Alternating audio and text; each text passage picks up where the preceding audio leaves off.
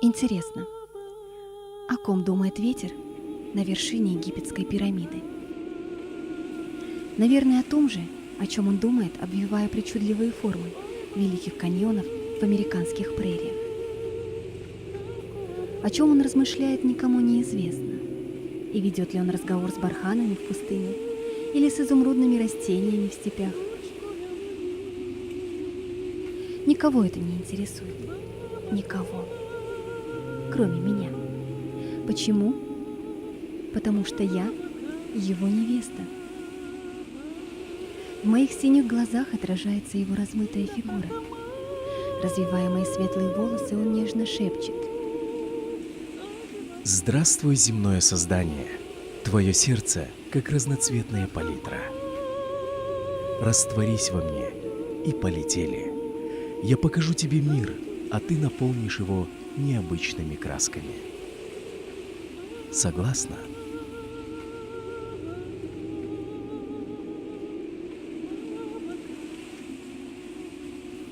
«Да». И я растворилась в вихре чувств, полетела навстречу неизведанному, но такому манящему. Мы побывали в необыкновенных местах.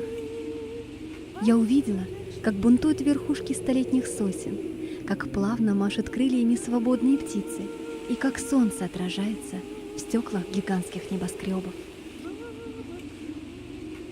Нечаянно я зацепилась за мягкое молочное облако, но оно превратилось в тучу и пролилось на землю свежим дождем.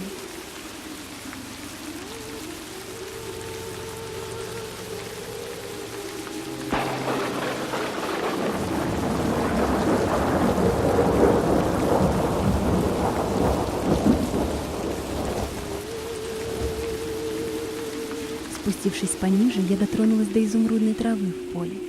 Она была высокой, сочной.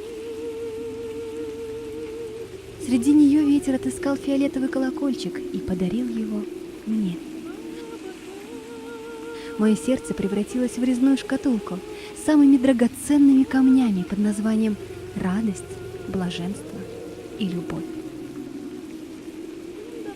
Тогда я спросила у ветра: о ком ты думаешь, когда бываешь в разных уголках мира, волнуя моря и реки, бывая в трещинках высоких гор и заглядывая в людские дома через трубы?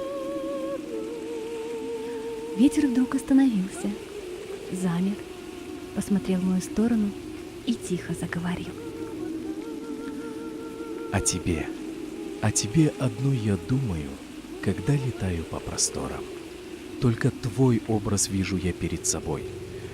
Твой портрет я вытачиваю в скалах. Это я разгуливаю по твоему чердаку и, как замерзшая кошка, скребусь под крышей. Это я под твоей одеждой танцую танго. Ты в мыслях моих, ты в делах моих, ты повсюду. Я ничего не могла ответить.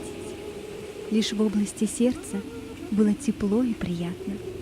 И, посмотрев на неопределенную фигуру, тихо сказала: спасибо.